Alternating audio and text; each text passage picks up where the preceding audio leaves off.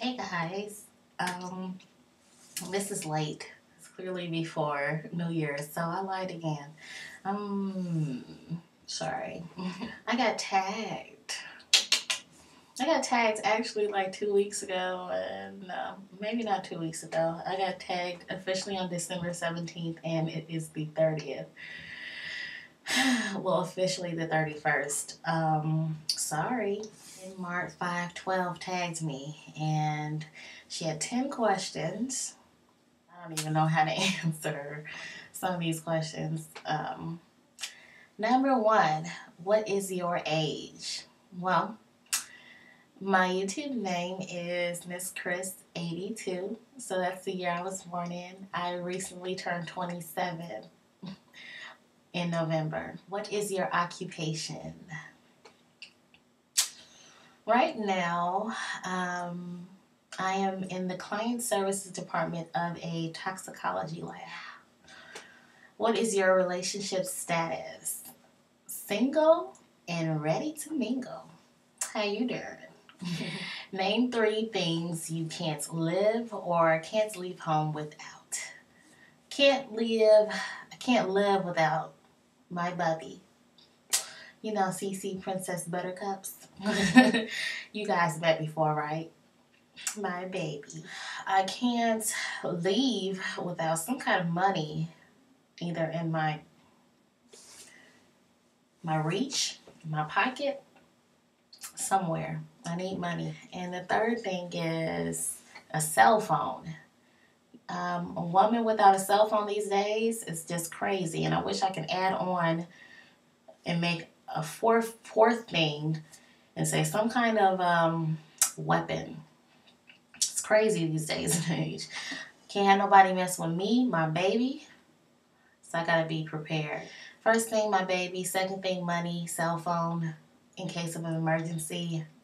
And just because, come on, you need it. And some kind of weapon. So that's the magic number 4. Number 5, what grosses you out? First of all, I already said that I work for a toxicology lab. And we, at that lab, I'm trying not to say too much about my job. So I'm not going to say the name of the place where I work at. But we deal with some pretty interesting specimens to test. And I don't work directly in the lab, but yeah, we test some pretty interesting things that come out of the human body. Like things like forensic files, any kind of forensic kind of shows. I love horror movies with lots of gore and crap just spewing out of people's bodies. So it's safe to say that there's very little things that grosses me out. But if I was to name something that grosses me out, probably bad BO. You can control that, so do so. What's the best day of your life? The best day of my life, and this is something that all mothers should say, is the day you gave birth to your children. In my case, the day I gave birth to my child, Miss Sienna. That was the best day of my life. And it was also the scariest day of my life because I had an awesome pregnancy. You know, she did give me some weight. I don't care. It's happy pounds. We already know what I'm trying to do about getting rid of that. But I had a very, very, very, very smooth and uneventful pregnancy throughout. I was very happy, very healthy and everything. And scheduled to really, I wanted to do a natural birth. I didn't want to have to take any drugs just to see how I felt, you know. I just wanted to experience the whole thing. But when I went in, you know, at the end of, you know, at the end of how many weeks you need to be, I'm bad. I don't even know how many weeks you have to be. But I was in the hospital just chilling, and they were, you know, I didn't really, open up as much. I was dilated at probably 1.5 centimeters, and I wasn't going anywhere. Like my water broke and everything, and so it was just a waiting game. And you know, I wasn't feeling any kind of way. I wasn't feeling labor or anything, even though my water broke. And I wasn't dilating anymore. Probably got to about 2 centimeters. And as they were monitoring Sienna's heartbeat, it just started going wacky and crazy. And we had to do an emergency cesarean because her heart rate started to drop. So that was really, really, really scary. And I didn't want to have to get a C-section, but I was like, do what you have to do, you know, to get her out, and whatever, you know, just do what you have to do. So that was scary. But when I saw her,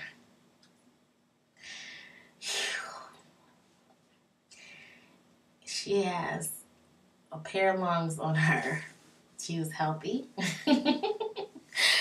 And all of my worries went out the door, you know. And yeah, so that was the happiest day of my life. The worst day of my life. Wow, I'm gonna get personal again.